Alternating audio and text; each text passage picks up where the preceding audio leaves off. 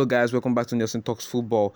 It's a quarter-final Champions League draw update because we have FC Barcelona drawn with PSG, Arsenal get Bayern Munich, Man City, Real Madrid. Tough one. That's the best game so far. And then we have Atletico Madrid, Borussia Dortmund. Yeah. So first of all, we're gonna get to the Atletico Madrid Borussia Dortmund. It's not the first time they're facing each other, right? So like it's a tough one because mainly fan bases of other teams would have wanted to play Borussia Dortmund because they feel they're the wicked side in the entire in the entire eight. But nevertheless, this Borussia Dortmund side came top in their group, right? They came top in a group containing AC Milan, PSG and Newcastle, and they were able to top the group. So there are literally no underdogs. Maybe on the eye, they don't have the Haaland, the Mbappe, the Lewandowski, yeah, the Sakas, but they're a great team. Marco Roy still leading the team to do a great job, and getting Sancho firing after his loan move from Manchester United. So it's been good, and they come up against Simeone's Atletico Madrid. Atletico Madrid there has not been good since the start of the year. They've basically failed to bring back that old version of themselves from last year where they were free-flowing and scoring a lot of goals. Griezmann hasn't been at his best. I know he had an impact in the last match against Inter Milan, but he hasn't been on his best. They've lost some players like Carrasco, who by this time of the season puts in the effort. You know what I mean? So it's a tough one as always. And for me, yeah, I'm going to be giving my prediction after the basic breakdown, right?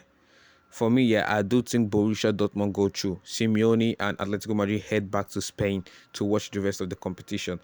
Next, we have FC Barcelona against PSG. Barcelona, first time they're in this stage of the competition for a very long time.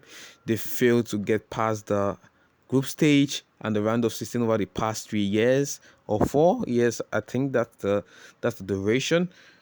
But now they're back in the quarterfinals.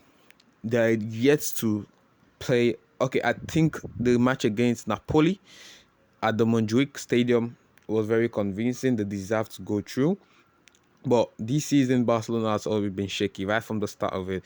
They've been shaky this season. They got humbled by Real Madrid in the Super Cup final, and now they're against a PSG with Kylian Mbappe and Luis Enrique as their head coach.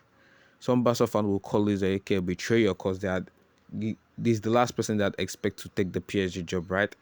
But now they come against, it is what it is. So now they come against Luis Enrique and Kylian Mbappe. PSG, maybe they've played the possession-based football, but yet they are not convincing. It's almost like keeping possession for the fun of keeping possession, right? They don't have that bite, except it's the brilliance of Mbappe in a match against Real Sociedad. It showed Kylian Mbappe had to come through again for them. So it's a tough one for PSG, it's a tough one for Barcelona. But I do think the PSG team has been solely reliant on Kylian Mbappe this season, while Barcelona, it's almost like a group effort. So I do think if Barcelona put in the effort and PSG come the way they've been through the course of the season, I think Barcelona will go through as well. And so we're basically going to be seeing a semi-final between Borussia Dortmund and Barcelona. It's been a long while we've seen the type of match. And we move on to the big dogs. The big dogs, we have Real Madrid and Manchester City. Real Madrid, the kings of the competition. They have the highest number of the competition, right? The trophies, 14, is it? Yes, 14. And then we have Manchester City, the best team in the world at current. Yeah, led by the great Pep Guardiola, the best coach for me. Yeah, the best coach. So we have Real Madrid, Manchester City. What do you expect from that match? I do think Real Madrid, great club. They might not play the best football, but they always find a way to win. Manchester City, the opposite. They want to play good football. They want to win. So that's how it's going to go. Real Madrid at full strength, I do think beat Manchester City, right? I do think they have that character instilled in them that, okay, we're not gonna play the best football, but we're going to win the match. So, but Manchester City, it's not the same for them. They want to play good football. They want to win with good football. And in this match alone, you don't have the Alaba, the Militao, the Courtois. So not full strength. No Karim Ladrim anymore. No Karim Benzema, the Ramadan version. So you had expect Manchester City to take the go through. You had expect Manchester City to go through. They haven't been convincing throughout the course of this season entirely. Manchester City, not the same free-flowing goal-scoring side they were last season with Haaland just coming. But this season it's dropped a bit. So but I do think they have enough in the asset to push through and then get the match done and go through, right? So we have Arsenal, Bayern Munich, Bayern Munich. It's a tough one for Arsenal and a tough one for the fans. Porto gave them a scare, right? It's been a long while. They went through the round of 16. I think 14 years ago. 14 years ago. Real Madrid has 14 Champions League trophies, and for them it's been 14 years ago.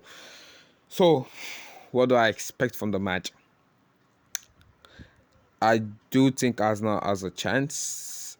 I feel Arsenal has a chance, but that chance basically goes down a bit because their team is not quite complete. I don't think Gabriel Jesus is not out on the number 9 like Harry Kane, and Kiwior or Zichenko as left back. It's gonna be a horror show for Arsenal because they're gonna up against those defenders are gonna go up against one of the best dribblers in football currently, Leroy Sané, right? And then you look at the other side of the pitch where they think to give the ball to Saka and let him do something with the ball. Saka is going to go up against Alphonso Davies, one of the best left back in the world right now. So it's difficult for Arsenal. And you look at that Bayern attacking line, it's not the same as Porto. You're not going to go up against Galeno and Pepe and Taremi. You're going to go up against the best.